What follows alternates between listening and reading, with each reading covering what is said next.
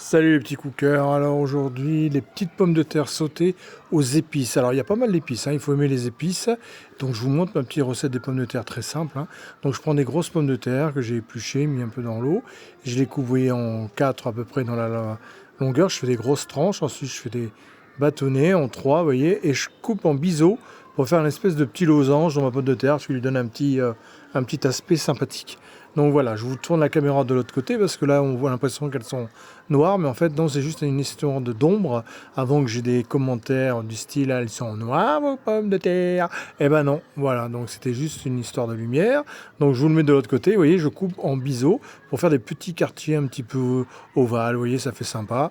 Voilà, donc on essaie de faire à peu près la même taille et on va les débarrasser pour les mettre dans une poêle. Donc là, dans une poêle, j'ai déjà mis de l'huile d'olive, parce que je mets toujours de l'huile d'olive, normal, la Provence, et je mets déjà du thym, des herbes de Provence, tout ça dans mon huile.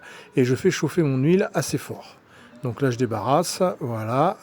Et là, je mets, donc ma poêle est bien chaude, l'huile est bien chaude. Il y a déjà des herbes de Provence dans mon huile, qui ont déjà donné du goût à l'huile. Je fais revenir bien, jusqu'à ce qu'elles soient cuites, mais comme elles sont coupées relativement petites, elles vont cuire rapidement. Donc là, j'ai du piment doux. Je mets une petite cuillère de piment doux, bout de cuillère, une petite cuillère à café, ça suffira largement. Donc là, vous avez vu, on a à peu près 4 grosses pommes de terre.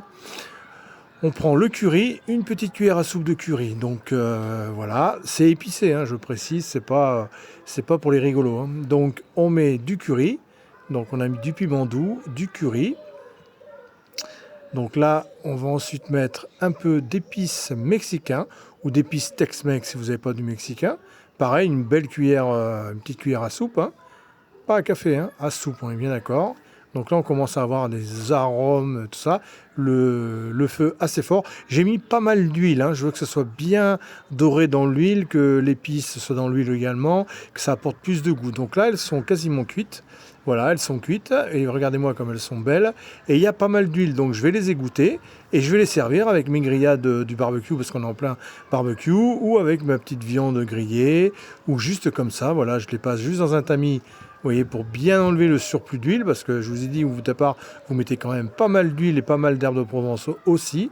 Donc là, il y a beaucoup d'épices, beaucoup de goût. Et puis, il n'y a pas la peine de mettre l'épice qui est dans l'huile aussi. C'est juste pour donner le goût à la pomme de terre. Donc, c'est pas la peine de mettre dans l'assiette.